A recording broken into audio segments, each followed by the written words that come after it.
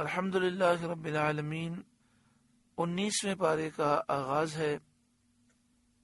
یہ 19ویں پارے کا پہلا رکوع اور سورہ فرقان کا تیسرا رکوع ہے۔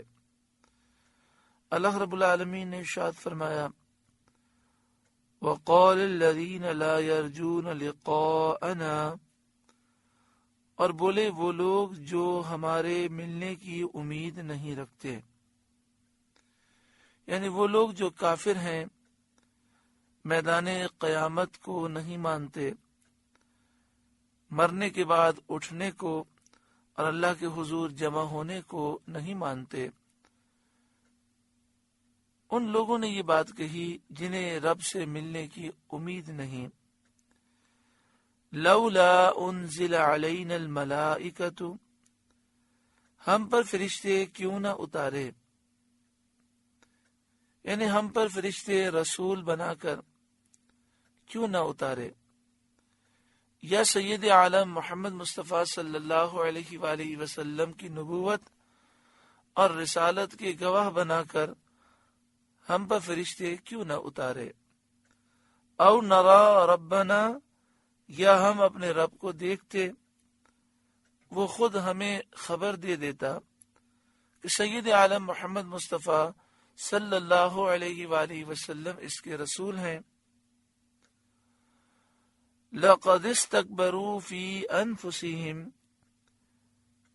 بے شک اپنے جی میں بہت ہی اونچی کھینچی، بے شک انہوں نے اپنے دل میں بہت بڑا تکبر کیا۔ وَعَتَوْا عُتُوًّا كَبِيرًا، اور بڑی سرکشی پر آئے، اور ان کا تکبر، ان کا غرور انتہا کو پہنچ گیا، اور سرکشی حد سے گزر گئی کہ معجزات کا مشاہدہ کرنے کے بعد، اتنے معجزات دیکھنے کے بعد، فرشتوں کے اپنے اوپر اترنے اور اللہ تعالی کو دیکھنے کا انہوں نے سوال کیا۔ یوم یرون الملائکۃ، جس دن فرشتوں کو دیکھیں گے، یعنی جب انہیں موت آئے گی اور فرشتوں کو یہ دیکھیں گے، اسی طرح قیامت کے دن جب وہ فرشتوں کو دیکھیں گے، لا بشرا یومئذ للمجرمین، وہ دن مجرموں کی کوئی خوشی کا نہ ہوگا۔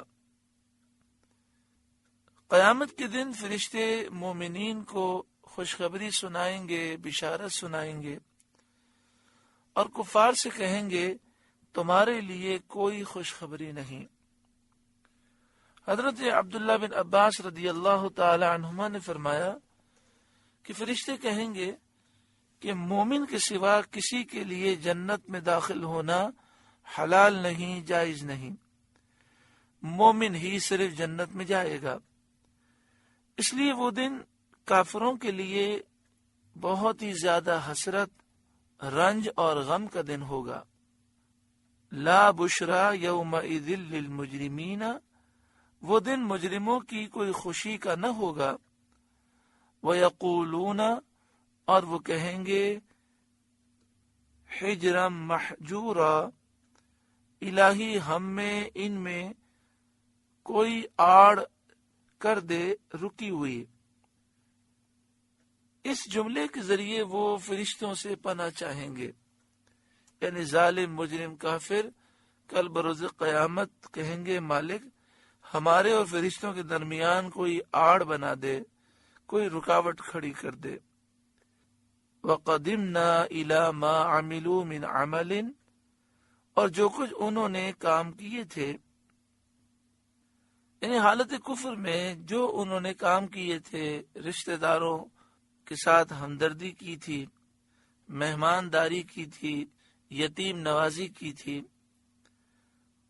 وَقَدِمْنَا إِلَى مَا عَمِلُوا مِنْ عَمَلٍ فَجَعَلْنَاهُ هَبَاءً مَنْثُورًا، اور جو انہوں نے کام کیے تھے ہم نے ارادہ فرما کر انہیں باریک باریک غبار کے بکھرے ہوئے ذرے کر دیا کہ روزن کی دھوپ میں نظر آتے ہیں۔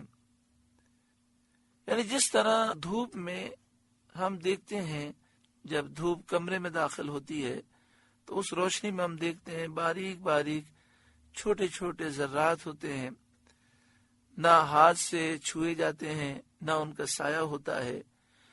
اسی طرح ان کے اعمال کو اللہ تعالیٰ نے برباد فرما دیا۔ مراد یہ کہ وہ اعمال برباد کر دیے گئے، ان کا کچھ ثمرہ، پھل اور فائدہ نہیں، کیونکہ اعمال کی مقبولیت کے لیے ایمان شرط ہے اور وہ انہیں میسر نہ تھا۔ اس کے بعد اب اہل جنت کی فضیلت ارشاد ہوتی ہے، اصحاب الجنت یومئذ خیر مستقرا واحسن مقیلا، جنت والوں کا اس دن اچھا ٹھکانہ اور حساب کے دوپہر کے بعد اچھی آرام کی جگہ، یعنی کل بروز قیامت حساب کے مرحلے کے بعد جنتیوں کے لیے اچھی آرام کی جگہ ہوگی، اس دن جنتیوں کے لیے اچھا ٹھکانہ ہوگا۔ جنتیوں کی قرارگاہ ان مغرور متکبر مشرکوں کافروں سے بلند و بالا، بہتر اور اعلیٰ ہے۔ وَيَوْمَ تَشَقَّقُ السَّمَاءُ بِالْغَمَامِ، اور جس دن پھٹ جائے گا آسمان بادلوں سے۔ وَنُزِّلَ الْمَلَائِكَةُ تَنزِيلًا، اور فرشتے اتارے جائیں گے پوری طرح۔ حضرت عبداللہ بن عباس رضی اللہ تعالی عنہما نے فرمایا، آسمان دنیا پھٹے گا، یعنی جو آسمان زمین کے قریب ہے، پہلا آسمان ہے، وہ پھٹ جائے گا اور وہاں کے رہنے والے فرشتے اتریں گے۔ وہ فرشتے تمام اہل زمین سے زیادہ ہیں، زمین میں جتنے جنات ہیں، جتنے انسان ہیں، ان سے بھی زیادہ فرشتے پہلے آسمان پر ہیں۔ پھر دوسرا آسمان پھٹے گا، وہاں کے رہنے والے فرشتے اتریں گے اور وہ آسمان دنیا کے رہنے والوں سے اور جنوں ان سب سے زیادہ ہیں۔ پھر تیسرا آسمان پھٹے گا اور وہاں کے فرشتے نیچے اتریں گے، وہ زمین، پہلے آسمان اور دوسرے آسمان کے تمام فرشتوں، جنات اور انسانوں سے وہ زیادہ ہیں۔ ہر آسمان والوں کی تعداد اپنے محتاطوں سے زیادہ ہے۔ اس طرح آسمان پھٹتے جائیں گے یہاں تک کہ ساتواں آسمان پھٹے گا۔ پھر کروبی اتریں گے، پھر وہ فرشتے اتریں گے جو عرش اٹھانے والے ہیں، اور یہ قیامت کا دن ہوگا۔ الملک یومئذ الحق للرحمن، اس دن سچی بادشاہی رحمان کی ہے۔ وَكَانَ يَوْمًا عَلَى الْكَافِرِينَ عَسِيرًا، اور وہ دن کافروں پر سخت ہے، اور اللہ کے فضل سے مسلمانوں پر آسان ہے۔ حدیث شریف میں ہے کہ قیامت کا دن مسلمانوں پر آسان کیا جائے گا، یہاں تک کہ وہ ان کے لیے ایک فرض نماز سے ہلکا ہوگا جو دنیا میں پڑی تھی۔ ذرا سوچیں، جب مسلمانوں کے لیے قیامت کے دن اتنا آسان ہے تو جو اللہ کے اولیاء ہیں، ولی ہیں، ان کے لیے کتنا آسان ہوگا۔ اور ولیوں سے بلند مقام اہل بیت اور صحابہ کرام کا ہے، ان کے لیے دن کتنا آسان ہوگا۔ اور صحابہ سے بلند مقام انبیاء اور رسول کا ہے، ان کے لیے وہ دن کتنا آسان ہوگا۔ اور جو سب کے سردار ہیں سید عالم صلی اللہ علیہ وآلہ وسلم، ان کی تو شان اس قدر بلند و بالا ہے کہ مفسرین نے لکھا کہ قیامت کا دن ہے ہی حضور کے لیے، اس دن حضور کی شان دکھائی جائے گی۔ آگے ارشاد فرمایا، وَيَوْمَ يَعَدُّ الظَّالِمُ عَلَى يَدَيْهِ، اور جس دن ظالم اپنے ہاتھ چبا چبا لے گا، یقول، کہے گا، یا لیتنی اتخذت مع الرسول سبیلا، کہ ہائے کسی طرح سے میں نے رسول کے ساتھ راہ لی ہوتی، رسول کریم صلی اللہ علیہ وسلم کا راستہ اپنایا ہوتا۔ حسرت و ندامت و شرمندگی سے وہ اپنے ہاتھ چبائے گا۔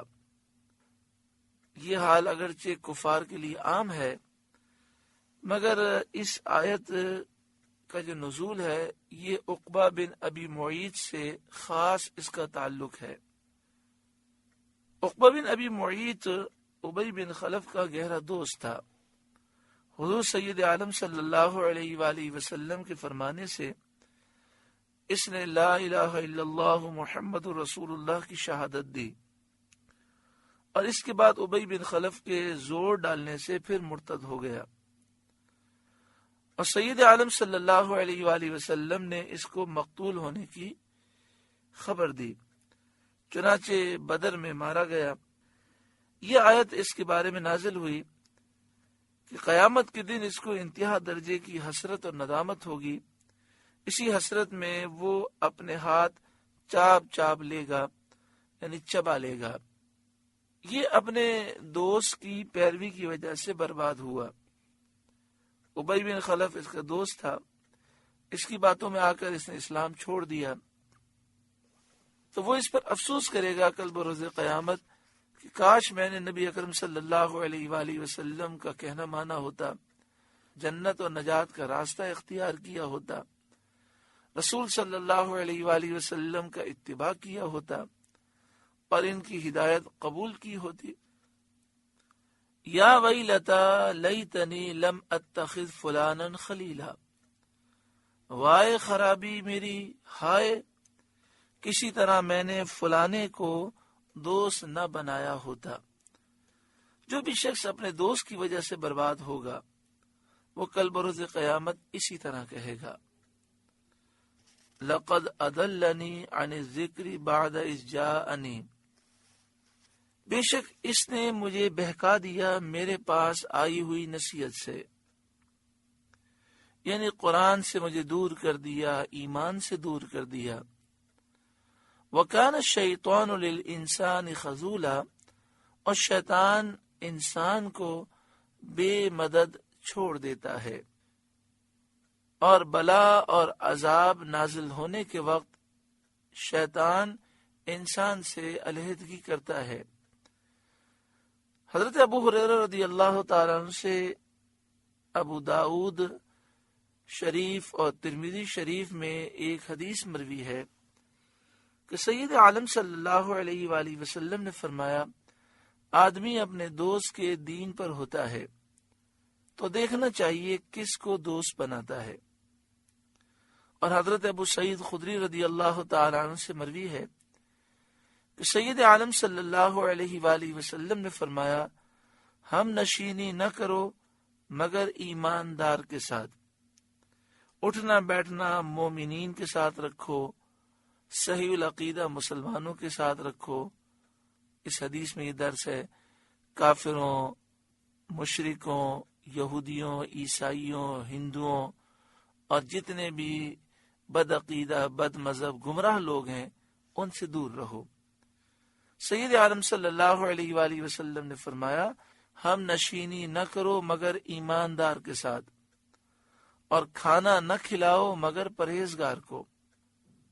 مسئلہ بے دین اور بد مذہب کی دوستی، بے دین اور بد مذہب کی دوستی اور اس کے ساتھ صحبت، اختلاط، الفت، احترام، دوستی، محبت، یہ سب ممنوع ہے، اس سے ہمیں شریعت نے منع فرمایا۔ عام طور پر ہم دیکھتے ہیں یہ ہے کہ لوگ برے دوستوں سے دور نہیں رہتے، پھر ہوتا یہ ہے کہ یہ برے دوست برائی کی طرف لگا دیتے ہیں۔ پہلا ایسا ہوتا تھا کہ جب کوئی کسی سے دوستی کرتا تھا، کسی کی بات سنتا تھا، اٹھنا بیٹھنا ہوتا تھا، تو ہمیں نظر آ جاتا تھا کہ فلاں اس کا دوست ہے، تو والدین اسے سمجھا دیتے تھے کہ بیٹا یہ دوست اچھا نہیں ہے، لوگ بھی سمجھاتے ہیں کہ اس کی ایسی بری حرکتیں ہیں۔ لیکن اب جو انٹرنیٹ کا زمانہ ہے، واٹس ایپ اور فیس بک کے ذریعے سینکڑوں ہزاروں جو دوست بنا لیے گئے ہیں، اور وہ عجیب و غریب قسم کے وسوسے ڈالتے ہیں۔ اس میں کئی ایسے ہیں جو انسانی شیطان ہیں، خود بھی گمراہ ہیں، دوسروں کو گمراہ کرتے ہیں، اور اس کی وجہ سے کئی مسلمان نوجوان تباہ و برباد ہو گئے۔ دعا کریں اللہ تبارک و تعالی ہر مسلمان کو برے دوستوں سے محفوظ فرمائے، اور اللہ رب العالمین ہر ایک کو اچھے دوست عطا فرمائے جو سچے پکے سنی صحیح العقیدہ ہوں، یا رسول اللہ کہنے والے ہوں، کھڑوں کے صلاۃ و سلام پڑھنے والے ہوں، شریعت کے پابند ہوں، نمازی ہوں، پرہیزگار ہوں۔ اللہ تعالیٰ ایسے متقی پرہیزگار دوست ہر مسلمان کو نصیب فرمائے۔ آگے شاید فرمایا وقال الرسول یا ربی، اور رسول نے عرض کی اے میرے رب، ان قوم اتخذوا هذا القرآن مہجورا، میری قوم نے اس قرآن کو چھوڑنے کے قابل ٹھہرا لیا۔ یہاں قوم سے مراد کافر ہیں جنہیں نبی اکرم صلی اللہ علیہ وآلہ وسلم نے قرآن کی دعوت دی۔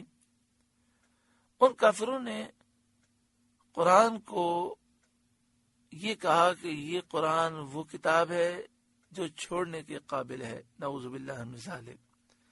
کسی نے قرآن کو سحر جادو کہا، کسی نے شعر، اور وہ لوگ ایمان لانے سے محروم رہے۔ اس پر اللہ تعالیٰ نے نبی اکرم صلی اللہ علیہ وآلہ وسلم کی تسکین خاطر فرمائی اور آپ سے مدد کا وعدہ فرمایا، جیسا کہ آگے ارشاد ہوتا ہے وَكَذَلِكَ جَعَلْنَا لِكُلِّ نَبِيٍّ عَدُوًّا مِّنَ الْمُجْرِمِينَ، اور اسی طرح ہم نے ہر نبی کے لیے دشمن بنا دیے تھے مجرم لوگ، یعنی انبیاء کے ساتھ بد نصیبوں کافروں کا یہی معمول رہا ہے۔ وَكَفَى بِرَبِّكَ هَادِيًا وَنَصِيرًا، اور تمہارا رب کافی ہے ہدایت کرنے اور مدد دینے کو۔ اللہ ہدایت دینے والا ہے، مددگار ہے۔ وَقَالَ الَّذِينَ كَفَرُوا، اور کافر بولے لَوْلَا نُزِّلَ عَلَيْهِ الْقُرْآنُ جُمْلَةً وَاحِدَةً، قرآن ان پر ایک ساتھ کیوں نہ اتار دیا، جیسا کہ توریت، انجیل اور زبور میں سے ہر ایک کتاب ایک ساتھ اتری تھی۔ کفار کا یہ اعتراض بالکل فضول اور محمل ہے، کیونکہ قرآن کریم کا معجزہ محتج بھی ہی ہونا ہر حال میں یکساں ہے، چاہے یک بارگی نازل ہو یا بتدریج۔ یعنی قرآن پاک معجزہ ہے، ایک ساتھ نازل ہو تب بھی معجزہ ہے، آہستہ آہستہ نازل ہو تب بھی معجزہ ہے، بلکہ بتدریج نازل فرمانے میں، آہستہ آہستہ نازل فرمانے میں اس کے اعجاز کا اور بھی کامل اظہار ہے۔ اعجاز کا مطلب ہوتا ہے قرآن پاک نے سب کو عاجز کر دیا، اور قرآن پاک کا مقابلہ کرنے سے سب عاجز ہو گئے، تو چونکہ قرآن پاک بتدریج نازل ہوا تو یہ بات مزید واضح ہو گئی۔ جب ایک آیت نازل ہوئی اور تحدی کی گئی، چیلنج کیا گیا کہ اس جیسی ایک آیت بنا کے دکھاؤ، اور مخلوق کا اس کے مثل بنانے سے عاجز ہونا ظاہر ہوا، سارے لوگ اس کی مثل نہ بنا سکے، پھر دوسری اتری، اسی طرح اس کا اعجاز ظاہر ہوا۔ اس طرح برابر آیت آیت ہو کر قرآن پاک نازل ہوتا رہا، اور ہر دم اس کی بے مثالی اور مخلوق کی عاجزی ظاہر ہوتی رہی۔ غرض کافروں کا اعتراض محض لغو، بے معنی اور فضول ہے۔ آیت کریمہ میں اللہ تعالیٰ بتدریج نازل فرمانے کی حکمت ظاہر فرماتا ہے۔ وَقَالَ الَّذِينَ كَفَرُوا لَوْلَا نُزِّلَ عَلَيْهِ الْقُرْآنُ جُمْلَةً وَاحِدَةً، اور کافر بولے قرآن ان پر ایک ساتھ کیوں نہ اتار دیا۔ كَذَلِكَ، ہم نے یوں ہی بتدریج اسے اتارا ہے، لِنُثَبِّتَ بِهِ فُؤَادَكَ، کہ اس سے آپ کا دل مضبوط کریں، اور پیغام کا سلسلہ جاری رہنے سے آپ کے دل مبارک کو تسکین ہوتی رہے، اور کافروں کو ہر موقع پر جواب ملتے رہیں۔ اس کے علاوہ یہ بھی فائدہ ہے کہ اس کا یاد کرنا، حفظ کرنا آسان اور سہل ہو۔ وَرَتَّلْنَاهُ تَرْتِيلًا، اور ہم نے اسے ٹھہر ٹھہر کر پڑھا، بس زبان جبریل تھوڑا تھوڑا، یعنی جبریل تھوڑا تھوڑا قرآن پاک لے کر آئے، تقریباً 23 سال کی مدت میں۔ یا یہ معنی ہے کہ ہم نے آیت کے بعد آیت بتدریج نازل فرمائی، ہم نے اسے ٹھہر ٹھہر کر پڑھا، یعنی ایک آیت کے بعد دوسری آیت آہستہ آہستہ نازل فرمائی۔ بعد نے کہا کہ اللہ تعالیٰ نے ہمیں قرات میں، قرآن کی تلاوت میں ترتیل کرنے، یعنی ٹھہر ٹھہر کر با اطمینان پڑھنے اور قرآن شریف کو اچھی طرح ادا کرنے کا حکم فرمایا، جیسا کہ دوسری آیت میں ارشاد ہوا وَرَتِّلِ الْقُرْآنَ تَرْتِيلًا، اور قرآن کو خوب ٹھہر ٹھہر کر پڑھو۔ وَلَا يَأْتُونَكَ بِمَثَلٍ إِلَّا جِئْنَاكَ بِالْحَقِّ وَأَحْسَنَ تَفْسِيرًا، اور وہ کوئی کہاوت آپ کے پاس نہ لائیں گے مگر ہم حق اور اس سے بہتر بیان لے آئیں گے۔ یعنی مشرکین آپ کے دین کے خلاف یا آپ کی نبوت میں اعتراض کرنے والا کوئی سوال پیش نہ کر سکیں گے۔ اگر انہوں نے کوئی بھی ایسا اعتراض پیش کیا آپ کے دین کے خلاف، آپ کی نبوت کے خلاف، تو ہم حق کو نازل فرمائیں گے اور بہتر بیان اور جواب نازل فرمائیں گے۔ الذین یحشرون علی وجوہہم الی جہنم، وہ جو جہنم کی طرف ہانکے جائیں گے اپنے منہ کے بل۔ اولئک شر مکانا واضل سبیلا، ان کا ٹھکانہ سب سے برا اور وہ سب سے گمراہ۔ جو لوگ جہنم کی طرف کھینچے جائیں گے، ہانکے جائیں گے منہ کے بل، ان کا ٹھکانہ سب سے برا ہے اور وہ سب سے بڑھ کر گمراہ ہے۔ حدیث شریف میں ہے کہ آدمی قیامت کے دن 3 طریقے پر اٹھائے جائیں گے۔ ایک گروہ سواریوں پر، کچھ لوگ ہوں گے جنہیں جب وہ قبروں سے اٹھیں گے تو سواریوں پر سوار کیا جائے گا۔ ایک گروہ پیدل ہوگا اور ایک جماعت منہ کے بل گھسٹتی، وہ منہ کے بل گھسٹ گھسٹ کر چلیں گے۔ عرض کیا گیا یا رسول اللہ صلی اللہ علیہ وآلہ وسلم، وہ منہ کے بل کیسے چلیں گے؟ فرمایا جس نے پاؤں پر چلایا ہے وہی منہ کے بل چلائے گا۔ سورہ فرقان کا 3واں رکوع مکمل ہوا۔ اللہ تعالیٰ اس رکوع کے نور سے ہمارے قلوب کو روشن منور فرمائے۔